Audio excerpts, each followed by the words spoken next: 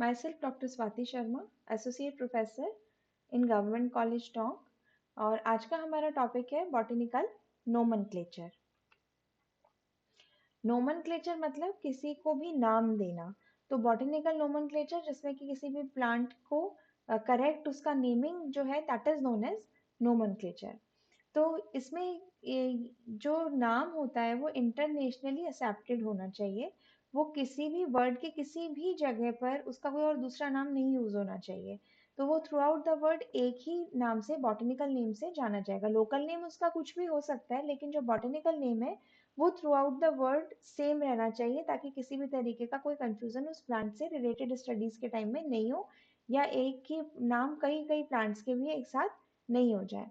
तो इस तरह से जो प्लांट नोमेनक्लेचर है, बॉटनिकल नोमेनक्लेचर है, वो इंटरनेशनल होता है, इंटरनेशनली एक्सेप्टेड होना चाहिए। तो जितने भी बॉटनिकल नेम्स हैं वो लैटिन लैंग्वेज में एक्सेप्टेड है, वो हमेशा लैटिन लैंग्वेज में ही होने चाहिए, क्योंकि लैटिन लैंग्वेज को ये माना गया कि ये बहुत ही प्रिसाइज है, इसका जो मीनिंग है एग्जैक्ट है। तो इसलिए बॉटनिकल नेम्स को लैटिन लैंग्वेज में होना जरूरी है। अगर वो नहीं होंगे तो वो मान्य नहीं होंगे। फर्स्ट टाइम उनको लैटिन लैंग्वेज में ही डिस्क्राइब करना जरूरी है। अब बायोनोमियल नोमेनक्लेचर हम सब जानते हैं कि ये कैरोलस लिनियस की देन है, बायोनोमियल नोमेनक्लेचर। लेकिन इसको सबसे पहले प्रेजेंट किया था कैस्पर्ड बॉहिन ने 1623 में, और उन्होंने सबसे पहले ये सजेस्ट किया था कि जीनस और स्पीशीज के नाम मिलकर के प्लांट का नाम बनना चाहिए। और उन्होंने कुछ प्लांट्स को इस हिसाब से बाइनोमियल नोमेनक्लेचर के अकॉर्डिंगली नेमिंग भी करी थी। लेकिन ये बाइनोमियल नोमेनक्लेचर जो सिस्टम है वो सबसे पहले लिनियस ने दिया और उसको इलेबोरेट किया। उन्होंने अपनी कई किताबों में प्लांट्स के बॉटनिकल नेम्स जो थे वो बाइनोमियल नोमेनक्लेचर के द्वारा दिए गए। क्रिटिका बॉटनिका, स्पीशीज प्लांटेरम, फिलोसोफिया बॉटनिका इनकी इंपॉर्टेंट बुक्स हैं, जिनमें कि उन्होंने बाइनोमियल नोमेनक्लेचर को यूज करते हुए और प्लांट नेमिंग करी, नोमेनक्लेचर किया। अब है कुछ international rules of botanical nomenclature.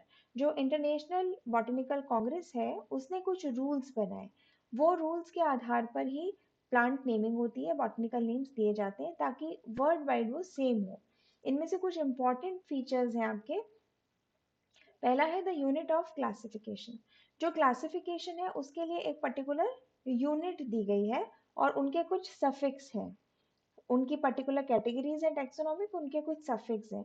जैसे कि ऑर्डर है तो उसके एंड में एल्स लगना चाहिए, सब ऑर्डर है तो इनी लगना चाहिए, फैमिली है तो एंड में एसी लगेगा। जितनी भी फैमिलीज है, मालवेसी, सोलिनेसी, लेग्यूमिनेसी, सबके एंड में एसी लगेगा। सब फैमिली के एंड में ओईडी, ट्राइब के एंड में ई, और सब ट्राइब के एंड में इनी। तो ये कुछ इस तरह के यूनिट ऑफ क्लासिफिकेशन है, इस तरीके से होना चाहिए, और उनके सफिक्स ये होने चाहिए हमेशा। नेक्स्ट है द प्रिंसिपल ऑफ प्रायोरिटी।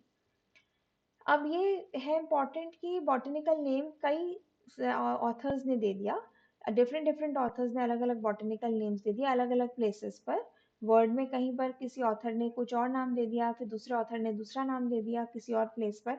तो उसके लिए है प्रिंसिपल ऑफ प्रायोरिटी, कि जो सबसे पहले नाम दिया गया था वही मान्य होगा। इसके लिए एक एग्जाम्पल है क्लियोम गाइनेट्रा का। सबसे पहले 1753 में लिनियस ने इसको डिस्क्राइब किया और इसका नाम दिया क्लियोम गाइनेंड्रा। उसके बाद में 1762 में लिनियस ने ही उसको डिस्क्राइब करा और अलग नाम दे दिया क्लियोम पेंटाफिला। लिनियस ये एंड में जो लगा हुआ है वो लिनियस, जो कि अथॉरिटी बता रहे कि किसने उसको सबसे पहले डिस्क्राइब करा और नेमिंग करा।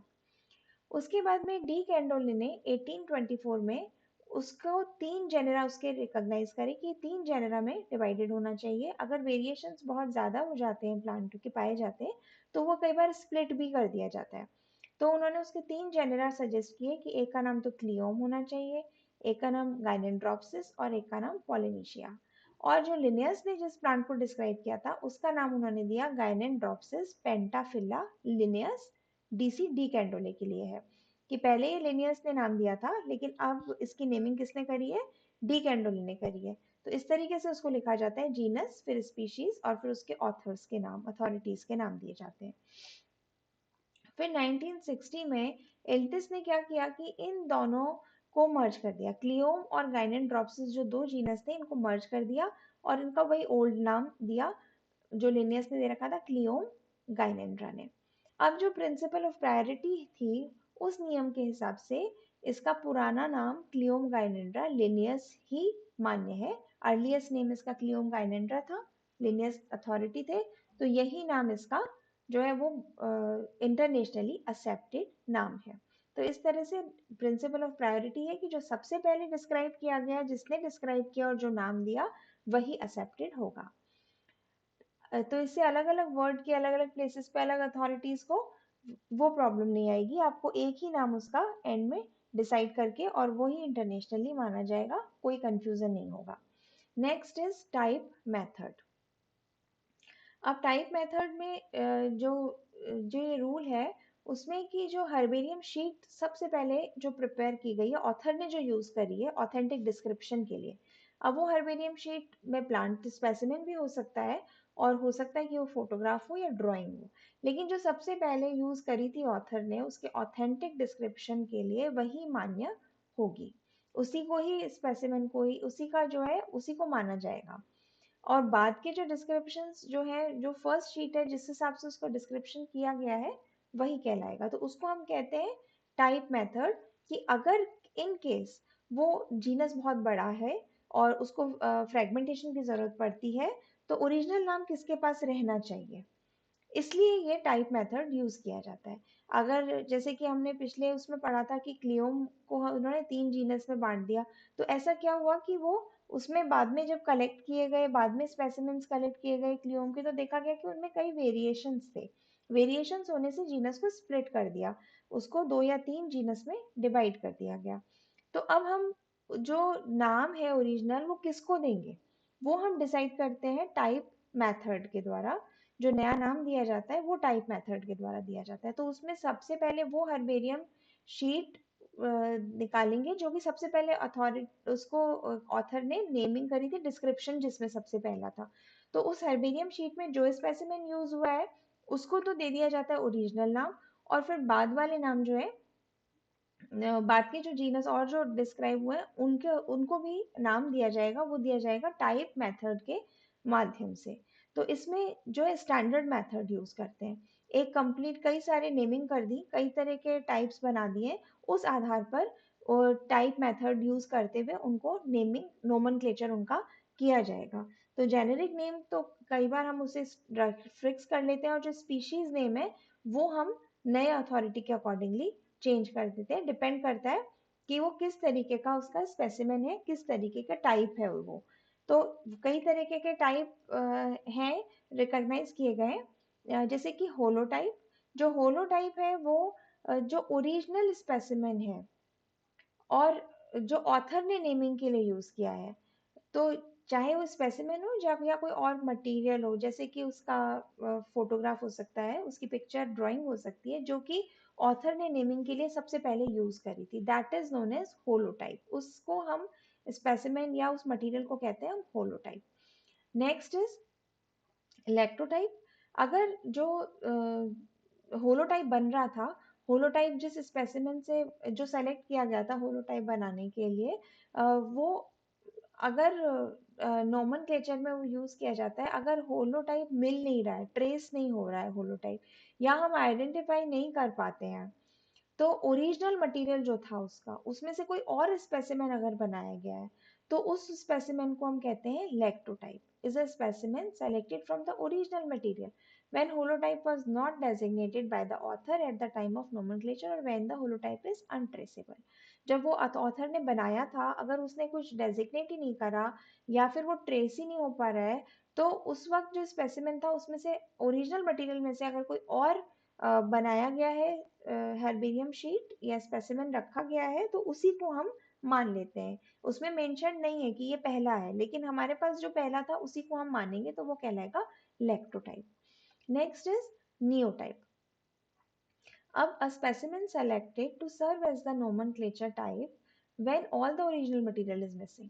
अगर ओरिजिनल मटेरियल होलोटाइप तो है ही नहीं और ओरिजिनल मटेरियल से बना था इलेक्ट्रोटाइप वो भी नहीं है, वो अवेलेबल ही नहीं है, तो नियोटाइप एक नया यूज करेंगे स्पेसिमेन। तो अब जो स्पेसिमेन सेलेक्ट करके नोमेनक्लेचर उसका किया जाएगा वो कहलाएगा स्पेसिमेन नियोटाइप, जबकि होलोटाइप और इलेक्ट्रोटाइप अवेलेबल ही नहीं हो। मिसिंग हो वो, उस केस में नया बना के नियोटाइप कहलाएगा। Next is paratype is a specimen cited along with the original description in addition to the holotype. Holotype के अलावा ऑथर ने एक और शीट बनाई, एक और स्पेसिमेन बनाया जिसको कि ओरिजिनल में डिस्क्राइब, ओरिजिनल के साथ में उसको डिस्क्राइब किया है। ओरिजिनल डिस्क्रिप्शन है और उसके साथ में उसने उसको भी डिस्क्राइब करा है, स्पेसिमेन उसका और बनाया है, उसको कहते हैं paratype. Next is isotype. Holotype का जो डुप्लीकेट बनेगा that is known as isotype, जो ओरिजिनल मटेरियल का डुप्लीकेट होगा उसको कहेंगे हम आइसोटाइप। Next is syntype. अगर ऑथर ने नोमेनक्लेचर के लिए बहुत सारे स्पेसिमेंस लिए हैं तो उन स्पेसिमेंस को हम कहते हैं सिनटाइप। काफी सारे, one of the several specimens, जो बहुत सारे स्पेसिमेंस हैं उनमें से जो भी स्पेसिमेन होगा उसको हम कहेंगे सिनटाइप। Next is कोटाइप। ये है जो जिस ओरिजिनल प्लांट से, सेम प्लांट से जो होलोटाइप बना था उसी प्लांट से सेकंड स्पेसिमेन लेकर के बना लिया जाए, बाद में कभी दूसरा स्पेसिमेन लिया जाए सेम प्लांट से, तो उसको हम कहते हैं कोटाइप। Next is टोपोटाइप। टोपोटाइप जो है वो स्पेसिमेन होगा जो कि जहां से होलोटाइप कलेक्ट किया गया था उसी लोकेलिटी से कलेक्ट किया जाए, जरूरी नहीं है सेम प्लांट का ही हो, जैसा कि कोटाइप तो सेम प्लांट का मटेरियल है स्पेसिमेन, और टोपोटाइप है जो कि उस लोकेलिटी से एक दूसरा स्पेसिमेन कलेक्ट करके और उसको स्पेसिमेन बनाया जाए। Thank you.